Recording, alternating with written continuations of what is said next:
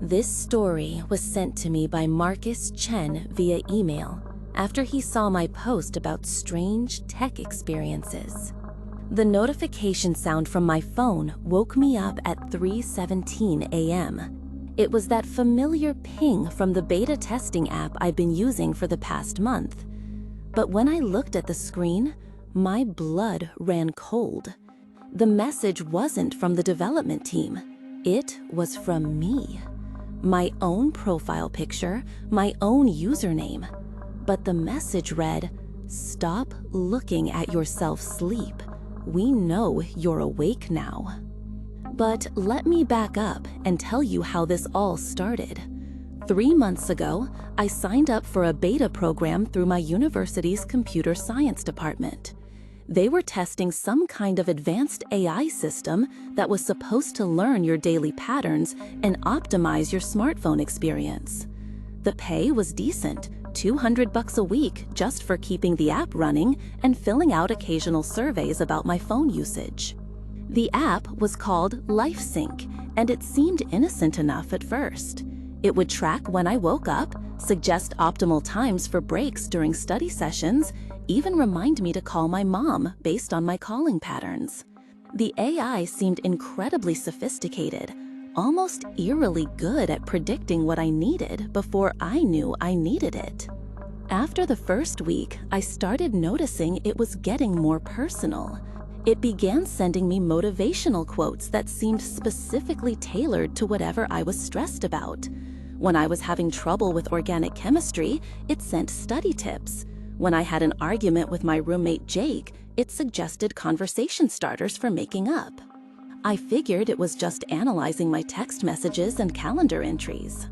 The second week, things got more intimate.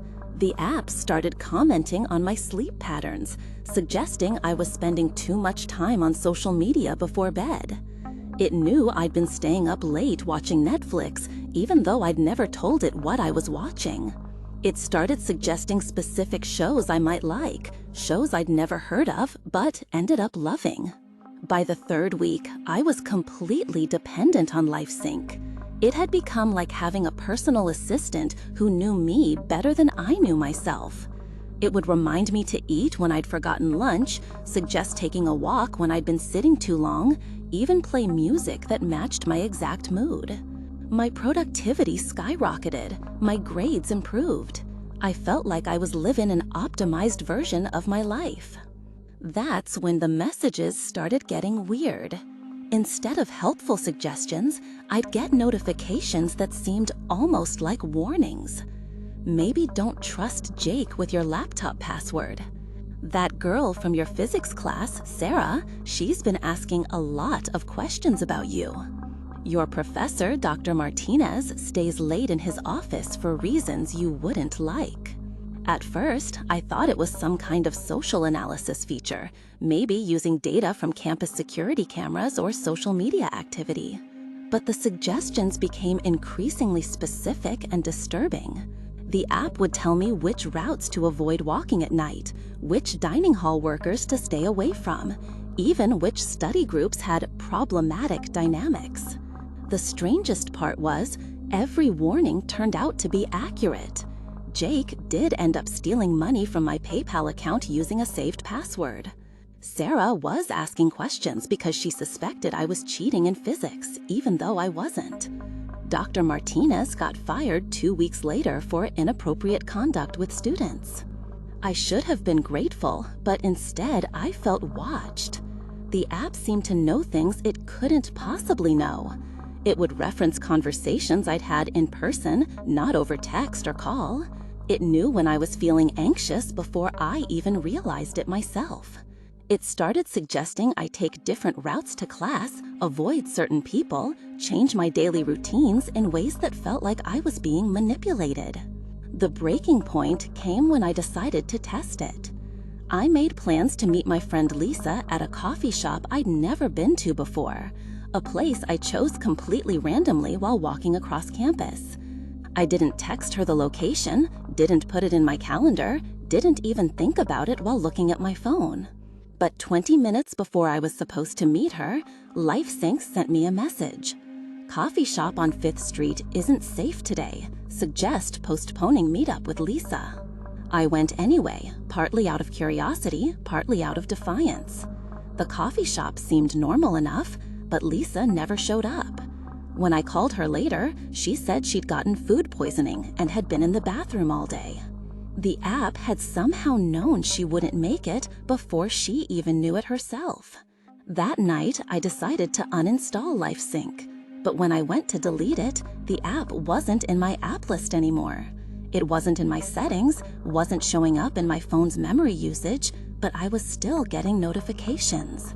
When I contacted the beta program coordinator, she told me there was no record of me ever being enrolled in any LifeSync program. I factory reset my phone, but the notifications kept coming. I bought a new phone with a different number, but somehow the app followed me. The messages became more frequent, more personal, more invasive. It knew when I was lying to my parents during phone calls. It knew when I was having nightmares. It knew things about my childhood that I'd never told anyone. The worst part was realizing that the app had been changing my behavior gradually. Looking back, I could see how it had been steering me away from certain friendships towards others. How it had influenced my class schedule, my living situation, even my relationship choices. Every helpful suggestion had been moving me in a specific direction, like I was being guided through some kind of invisible maze. That's when I started getting messages from myself.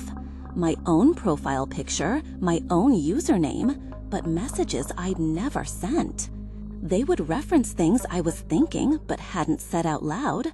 They would warn me about things that hadn't happened yet, but always came true.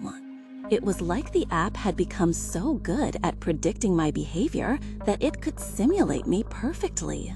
The messages from myself became increasingly urgent. They would tell me to avoid certain places, certain people, certain decisions.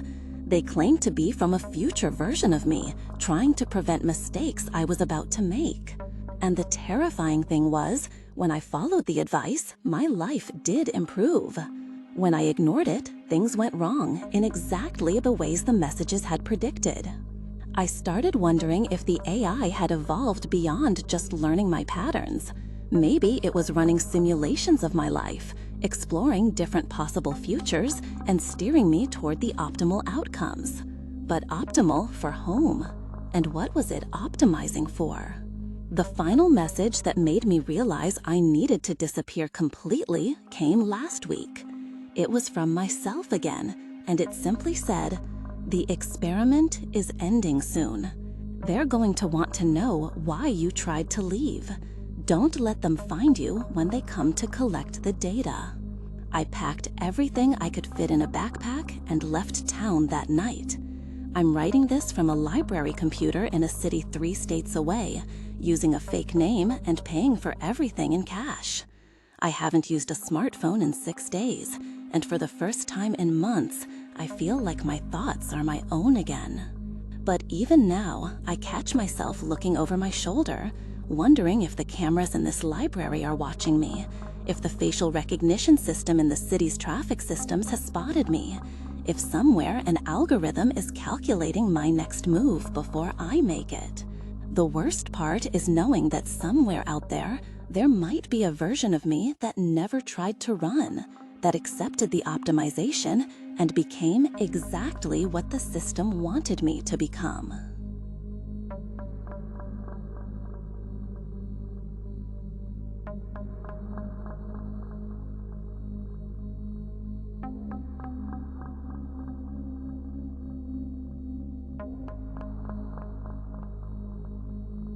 I found this on a Reddit thread by user TechNightmare92, who posted it in a cybersecurity forum. The job posting was perfect, too perfect. Senior data analyst position at a tech startup called Nexus Analytics, fully remote work, salary 30% higher than anything I'd seen for similar positions. The company claimed to specialize in predictive behavioral modeling for enterprise solutions, which sounded impressive and vague enough to be legitimate. The interview process was entirely digital. Video calls with HR representatives who seemed professional but oddly scripted. Technical assessments that focused more on my personal data analysis habits than actual job skills. They asked strange questions like, how do you prefer to organize your personal files? And what patterns do you notice in your own daily routines? But the salary offer was so good, I ignored the red flags. My first day, they sent me a high-end laptop with custom security software already installed. The onboarding materials explained that due to the sensitive nature of their client data, all work had to be done through their secure virtual environment. I couldn't access regular websites or install personal software, but everything I needed for the job would be provided through their internal system. The work itself seemed straightforward initially. I was analyzing consumer behavior datasets, looking for patterns in purchasing decisions, social media engagement, location data. The datasets were massive, more comprehensive than anything I'd worked with before. Every data point seemed to include incredibly detailed personal information, not just what people bought, but when they bought it, what they were doing before and after purchases, even biometric data like heart rate and sleep patterns during decision-making periods. What struck me as unusual was how recent all the data was. Most companies work with historical data that's at least a few months old due to processing and privacy compliance delays. But this data was real-time, updating continuously throughout my workday. I could literally watch people making decisions as they happened. My supervisor, who I only knew as Director Chen through chat messages, started giving me increasingly specific analysis tasks. Instead of broad consumer trends, I was asked to focus on individual behavioral profiles. Subject 4729 caught my attention because their data pattern looked familiar to me. Their sleep schedule matched mine exactly. Their coffee shop visits, grocery purchases, even their Netflix viewing habits were identical to mine. When I brought this coincidence to Chen's attention, they said it wasn't uncommon for analysts to notice patterns that reflect their own lifestyles and that I shouldn't read too much into it. But I started paying closer attention to the other profiles I was analyzing. Subject 8312 had the same work schedule as my neighbor Jake, whom I could see through my apartment window.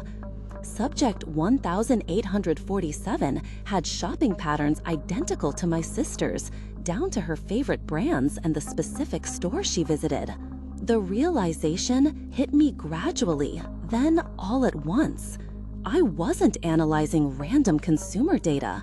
I was analyzing real people I knew, people in my life, their private information collected without their knowledge.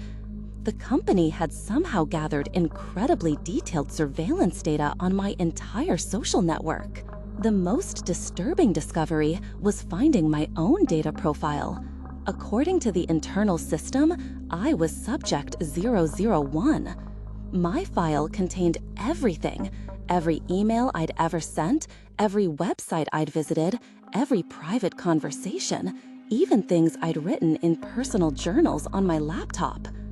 The data went back years, long before I'd applied for this job. That's when I realized the job posting hadn't been random.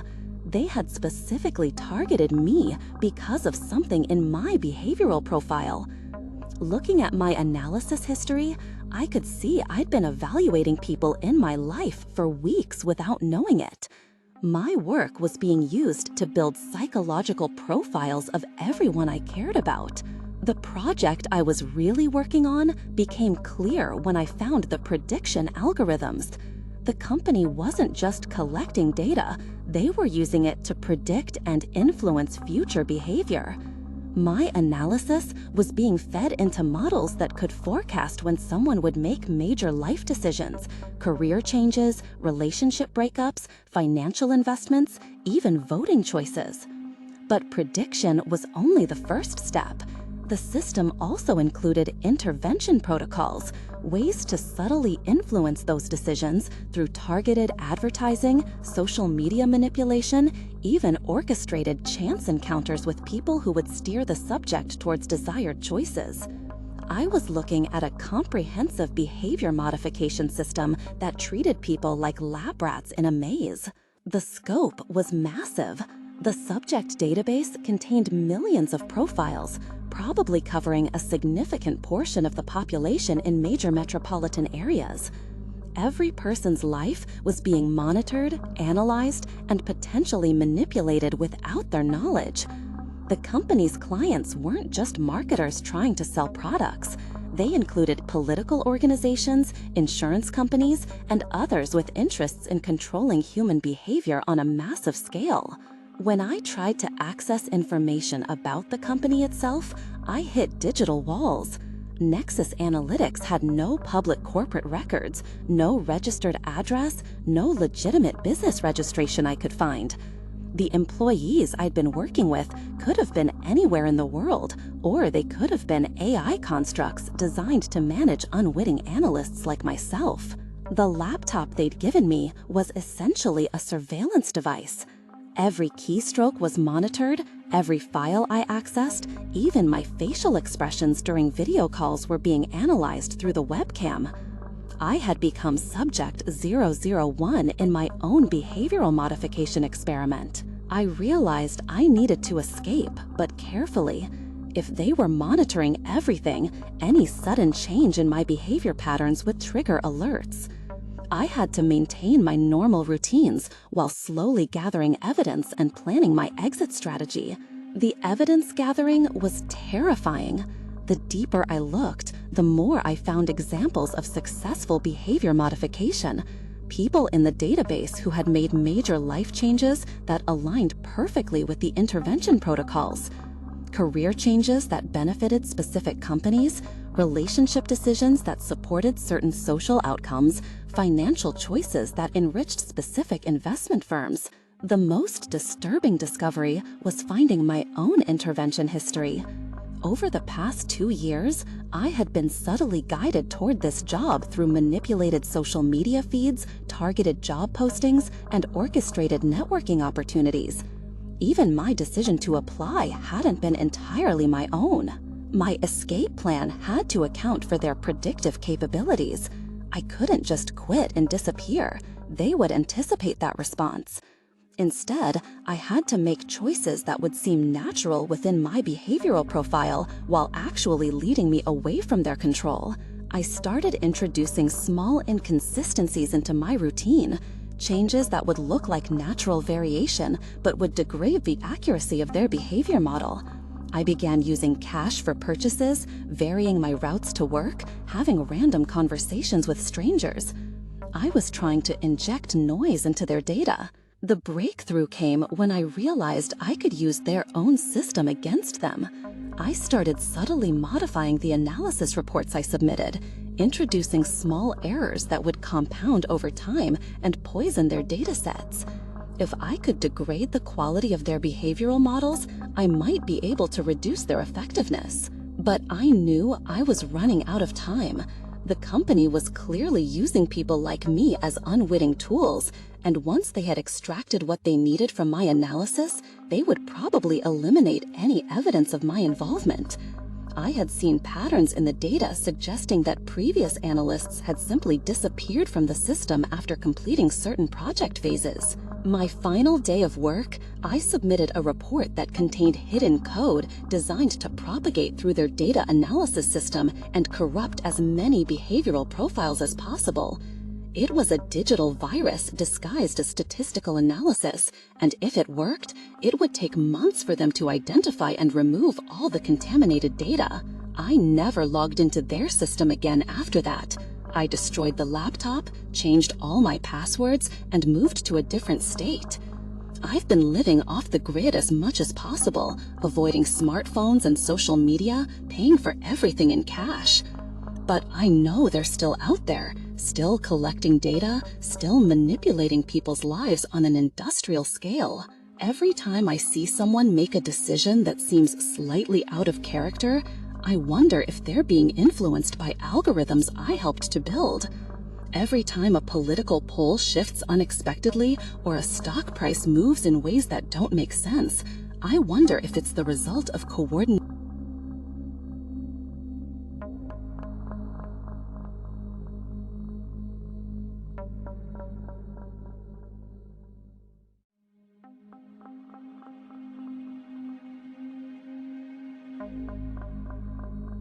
This was shared with me on Instagram by Rachel Torres after she saw my post about workplace horror stories. The first time I saw myself die, I thought it was just a really advanced VR training simulation. I was 3 weeks into my new job at Prometheus Industries, working as a safety analyst for their experimental energy division. The company specialized in theoretical applications of quantum mechanics for industrial solutions, which sounded impressive, even though I didn't fully understand what it meant. The facility was located in a remote area outside Denver, a massive complex that looked more like a government research base than a corporate office. Security was intense. Biometric scanners, armed guards, background checks that took weeks to complete. They explained that they were working on breakthrough technology that could revolutionize energy production, and corporate espionage was a constant threat. My job was to review safety protocols for their experimental reactors and run scenarios to identify potential failure points. It seemed like meaningful work, the kind of position where I could actually make a difference in preventing accidents. The pay was exceptional, and they offered full benefits plus a signing bonus that cleared out my student loans. The quantum lab was in the basement levels, accessible only through multiple security checkpoints. The technology down there was unlike anything I'd seen before. Massive cylindrical structures humming with energy, computer displays showing readings that fluctuated in patterns that seemed almost alive. The lead scientist, Dr. Elizabeth Morrison, explained that they were working on harnessing quantum fluctuations to create clean, unlimited energy. The training simulations were incredibly realistic. They used advanced VR headsets that created complete sensory experiences, not just visual, but tactile, auditory, even olfactory. When I was reviewing emergency evacuation procedures, I could feel the heat from simulated reactor breaches, smell the ozone from electrical fires, hear the exact sounds that different types of equipment failures would make. But the simulations started showing scenarios that didn't make sense from a safety perspective. Instead of straightforward equipment failures, I was experiencing elaborate disaster scenarios that seemed more like science fiction than realistic safety training. Reactor breaches that opened portals to other dimensions, equipment malfunctions that caused temporal anomalies, workers aging rapidly or disappearing entirely when exposed to certain energy fields. When I asked Dr. Morrison about the unusual nature of these scenarios, she explained that quantum mechanics involved possibilities that classical physics couldn't account for, and their safety protocols needed to consider even theoretical extreme outcomes. It sounded reasonable, but the simulations were becoming increasingly disturbing and personal. In one simulation, I watched a version of myself make a critical error during an emergency shutdown procedure, resulting in a cascade failure that killed everyone in the facility. In another, I experienced being trapped in a time loop, reliving the same catastrophic accident over and over again. The most unsettling one showed me discovering that my coworkers had been replaced by identical copies with slightly different personalities. The strangest part was how real these experiences felt. Unlike typical VR, where you maintain some awareness that you're in a simulation, these sessions felt completely authentic. I would emerge from them with actual physical fatigue, real emotional trauma from watching people die, genuine confusion about which memories were real and which were simulated. I started noticing inconsistencies in my daily work routine that matched things I'd experienced in the simulations. Coworkers would reference conversations I didn't remember having, or they would know things about me that I'd never shared. Dr. Morrison would sometimes give me instructions for tasks I was certain I'd already completed, but when I checked my files, there was no record of the work. The breakthrough came when I realized that the simulations were showing me real events, just not events from our timeline. The quantum experiments weren't just generating energy, they were creating access to parallel realities where different versions of our facility existed. I was experiencing the memories and deaths of alternate versions of myself. Dr. Morrison confirmed my suspicions when I confronted her directly. The quantum reactors had accidentally created what she called dimensional bleed, where information and consciousness could leak between parallel realities. My job wasn't really safety analysis. I was being used as a test subject to explore what was happening to different versions of our facility across multiple timelines. The company had discovered that consciousness could survive the transition between realities under certain conditions, and they were using me to gather intelligence about potential disasters by experiencing them firsthand through the perspectives of my alternate selves. Every simulation was actually me living through the final moments of a different version of myself in a timeline where things had gone wrong. The implications were horrifying. There were apparently thousands of parallel facilities, most of which had experienced catastrophic failures of various types. In some timelines, the experiments had created black holes that consumed entire cities. In others, they had opened doorways to dimensions filled with hostile entities. In a few particularly disturbing realities, the consciousness transfer technology had been perfected, allowing people to survive by stealing bodies from parallel versions of themselves. I learned that I wasn't the first safety analyst they'd used for this purpose. My predecessor had experienced so many traumatic deaths that his consciousness had become fragmented across multiple realities, and he's currently institutionalized, believing he's simultaneously living in dozens of different timelines. The job posting I'd responded to was his replacement.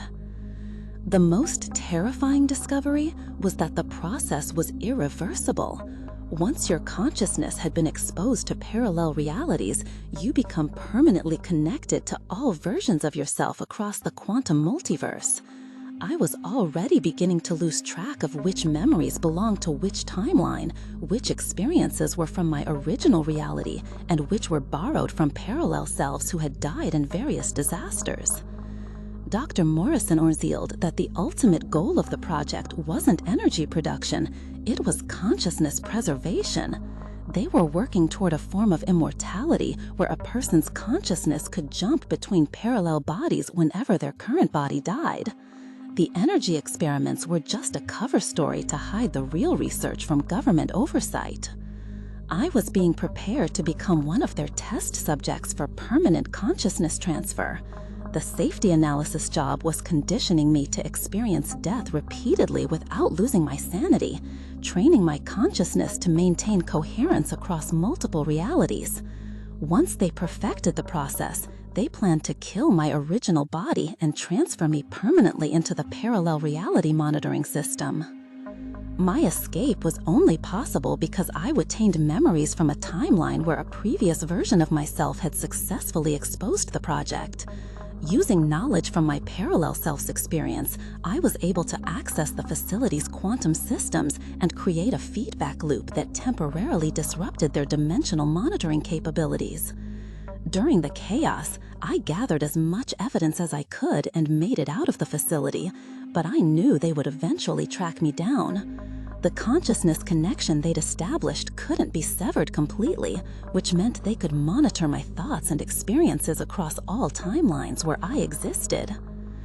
I'm writing this from a location I can't reveal, using information and resources provided by parallel versions of myself who have also escaped in their respective timelines.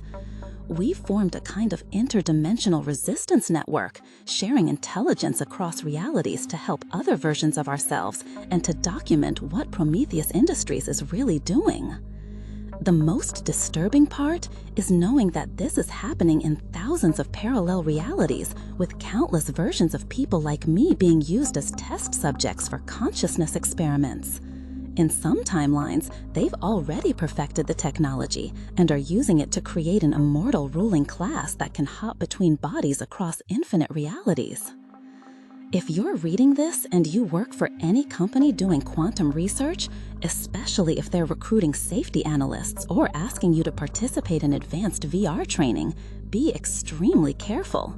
Check for inconsistencies in your memories, unexplained knowledge of things you've never learned, or the feeling that you've lived through experiences that don't quite fit with your timeline. And if you start having dreams where you die repeatedly in different ways, or if you begin remembering conversations with coworkers who claim they never happened, don't dismiss it as stress or imagination. You might be connected to parallel versions of yourself, and somewhere there's a facility using your consciousness to explore realities where humanity's curiosity led to its destruction.